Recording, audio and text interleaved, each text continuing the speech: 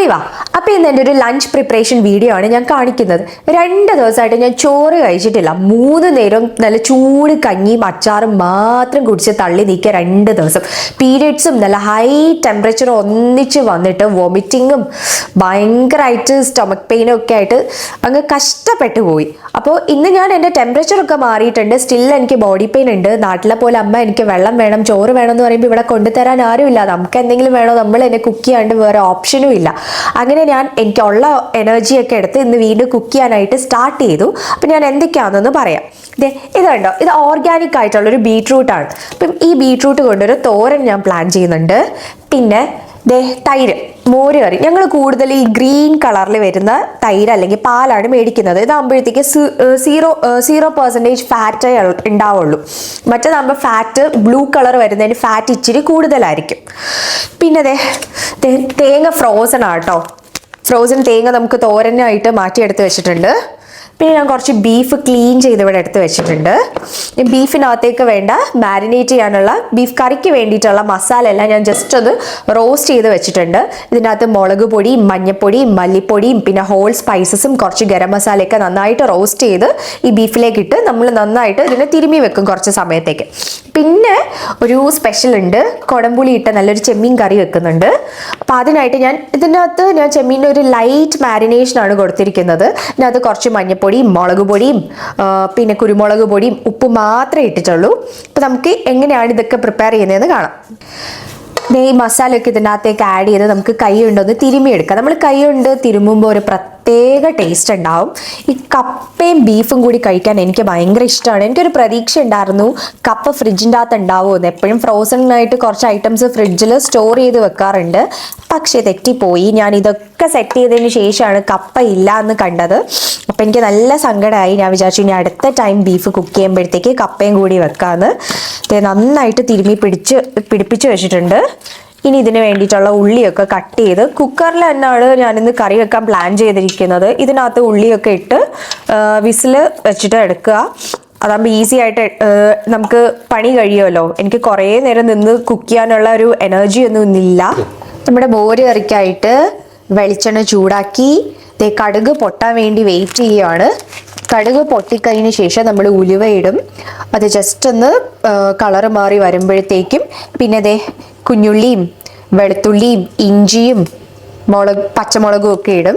എന്നിട്ട് ജസ്റ്റ് ഒന്ന് സോട്ട് ചെയ്തിട്ട് നമ്മൾ വെള്ളം ചേർത്ത് മിക്സ് ചെയ്ത് വെച്ചിരിക്കുന്ന തൈരും മഞ്ഞപ്പൊടിയും. നമ്മുടെ കടുക് പൊട്ടി തുടങ്ങിയിട്ടുണ്ട്. ഇവിടെ കിട്ടുന്ന തൈര് നല്ല കട്ടിയുള്ളത് കൊണ്ട് തന്നെ നമുക്ക് തേങ്ങയൊന്നും അരയ്ക്കേണ്ട ആവശ്യം വരുന്നില്ല. എനിക്ക് കുറച്ച് കുറുകിയിരിക്കുന്ന മോര് കറിയാണ് ഇഷ്ടം. നമ്മളെ കടുകൊക്കെ പൊട്ടിക്കഴിഞ്ഞു. അപ്പൊ ഞാൻ കുറച്ച് ഉലുവ ഇടുവാണ്.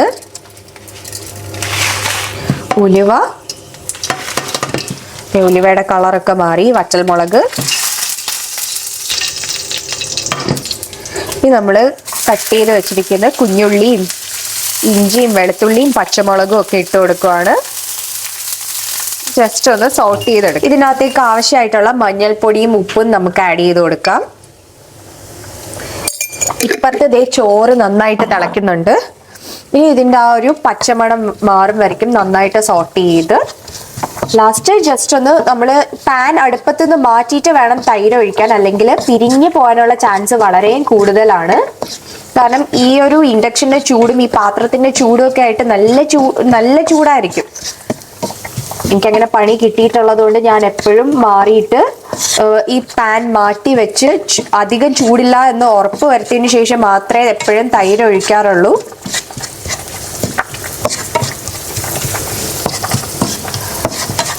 പച്ചമണമൊക്കെ മാറി കിട്ടിയിട്ടുണ്ട്.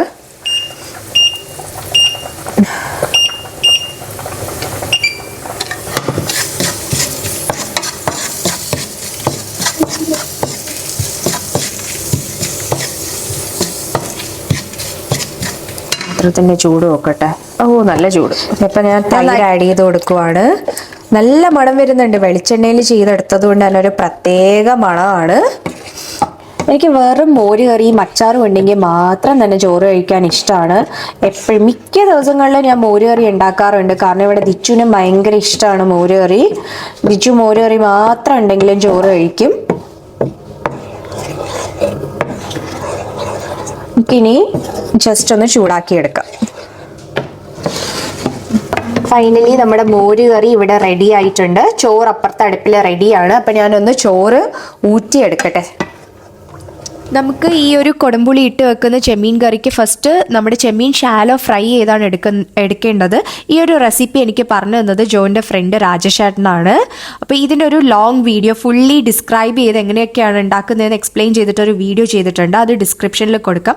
അപ്പോൾ കാണാൻ താല്പര്യമുള്ളവർ കയറി കണ്ടു നോക്കൂ. അപ്പോൾ ഞാൻ ഇത് ഓൾമോസ്റ്റ് ഫ്രൈ ആയി. അപ്പോൾ ഞാനിതൊരു വേറൊരു പാത്രത്തിലേക്ക് മാറ്റിയിട്ട് വേറെ കുക്കിംഗ് കണ്ടിന്യൂ ചെയ്ത് പോവുക.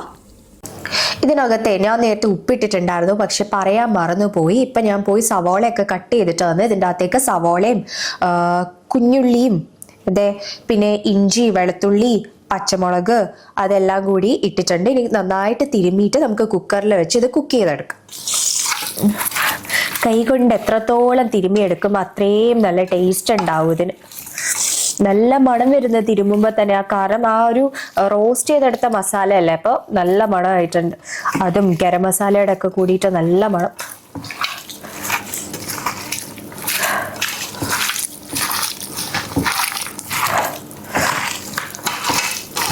ഇതിനകത്ത് നിന്ന് തന്നെ അത്യാവശ്യം ഫാറ്റ് ഉള്ളതുകൊണ്ട് എണ്ണയൊന്നും ഇനി എക്സ്ട്രാ ആഡ് ചെയ്യേണ്ട ആവശ്യമില്ല.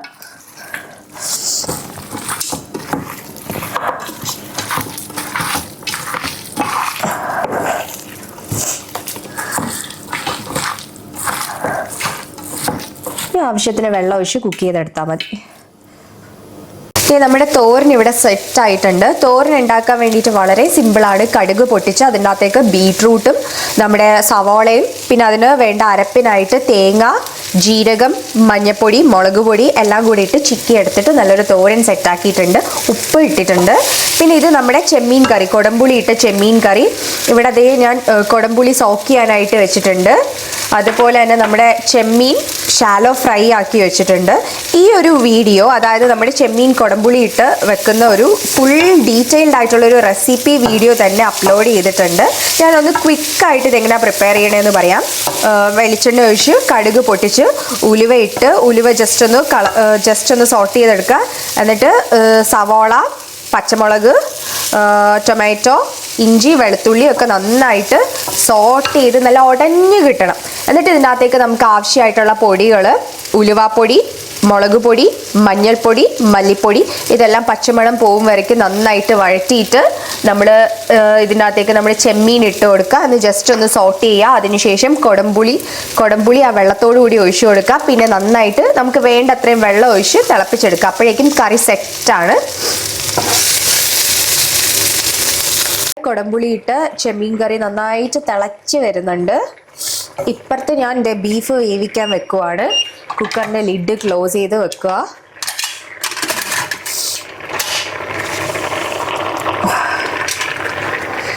എനിക്ക് നല്ല വിശക്കുന്നുണ്ട്. ഇതൊക്കെ കൂട്ടി നന്നായിട്ട് ചോറ് കഴിക്കണം. നല്ല മണം വരുന്നുണ്ട്. അയ്യോ, ഇതിനകത്തേക്ക് കുറച്ച് ഉലുവാപ്പൊടി ഇടാൻ മറന്നുപോയി.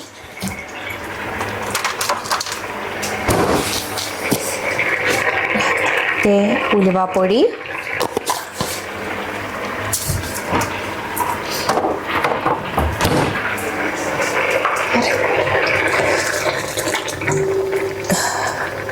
ദിച്ചു ഇപ്പോൾ പറയുന്നുണ്ടായിരുന്നു, അമ്മ കപ്പയുണ്ടോ, കപ്പയും ബീഫും കൂട്ടി കഴിക്കുന്നതെന്ന്. എനിക്ക് കപ്പ വേണമെന്ന് നല്ല ആഗ്രഹം ഉണ്ടായിരുന്നു. പക്ഷെ എന്ത് ചെയ്യാൻ, ഉള്ളതുകൊണ്ട് സാറ്റിസ്ഫൈഡ് ആവാം. നമ്മുടെ ബീഫ് അവിടെ സെറ്റായിട്ടുണ്ട്. വിസിലൊക്കെ പോയി. ഇനി അതിന് ജസ്റ്റ് അത് തിളപ്പിച്ചെടുത്താൽ മതി. അപ്പോൾ ബീഫ് കണ്ടപ്പോൾ ദിച്ചു പറഞ്ഞു, അമ്മ എനിക്ക് പഴംപൊരി ഇപ്പം കഴിക്കണം എന്ന് പറഞ്ഞു. അപ്പോൾ ഞാൻ വിചാരിച്ചു എന്തായാലും പഴംപൊരിയും കൂടെ ഉണ്ടാക്കാമെന്ന്. ഇവിടെ ഏത്തക്ക ഉണ്ടായിരുന്നു. പിന്നെ ഞാൻ അതിന് വേണ്ടിയിട്ട് പഴംപൊരി ഉണ്ടാക്കാൻ വേണ്ടിയിട്ടുള്ള ബാറ്റർ സെറ്റ് ചെയ്തു. മൈദാമാവും ഉപ്പും മഞ്ഞൾപ്പൊടിയും പഞ്ചസാരയും ഏലക്കപ്പൊടിയും നന്നായിട്ട് ഫോർക്ക് കൊണ്ട് മിക്സ് ചെയ്തെടുത്തു. ഒരു കട്ടയൊന്നും ഇല്ലാണ്ട് നന്നായിട്ട് എടുത്തിട്ടുണ്ട്. ഇനി നമുക്ക് ഏത്തപ്പഴം കട്ട് ചെയ്തിട്ട് നമുക്ക് പഴംപൊരി ഉണ്ടാക്കാം. നാട്ടില് ദിച്ചുവിന് ഈ ഒരു സ്നാക്ക് എപ്പോഴും ഉണ്ടാക്കി കൊടുത്തിരുന്നത് അച്ഛനാണ്. അപ്പൊ അവൾ എപ്പോഴും പറയും, ബാബുജി ഉണ്ടാക്കുന്ന പഴംപൊരി വേണം, അവളുടെ ഫേവറേറ്റ് ആണെന്ന് പറയും. ഇസക്കുട്ടിക്കാണേലും പഴംപൊരി ഭയങ്കര ഇഷ്ടമാണ്. പാവ ഇസക്കുട്ടി ഇപ്പൊ ഇവിടെ ഇല്ല. ഇസക്കുട്ടിക്ക് മിസ് ചെയ്യും. പാൻ ചൂടായിട്ട് അതിനകത്തേക്ക് നമ്മൾ വെളിച്ചെണ്ണ ഒഴിച്ചിട്ടുണ്ട്. നല്ലതായിട്ട് ചൂടായി വരുന്ന സമയത്ത് നമുക്കിതിൽ ഓരോ ഏത്തപ്പഴത്തിന്റെ പീസും കോട്ട് ചെയ്തിട്ട് ആ ചൂടെണ്ണയിൽ മുക്കി ഫ്രൈ ചെയ്തെടുക്കാം.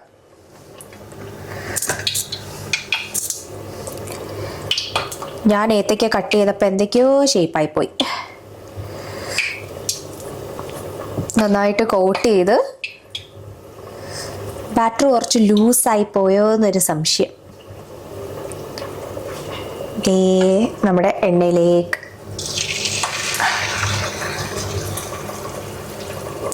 അതുപോലെ തന്നെ നമുക്ക് അടുത്ത പീസ് എടുത്ത് കോട്ട് ചെയ്ത് വീണ്ടും എണ്ണയിലേക്ക് ഇട്ട് കൊടുക്കാം. നമ്മുടെ ഇപ്പുറത്തെ അടുപ്പില് ബീഫ് നന്നായിട്ട് തിളയ്ക്കുന്നുണ്ട്.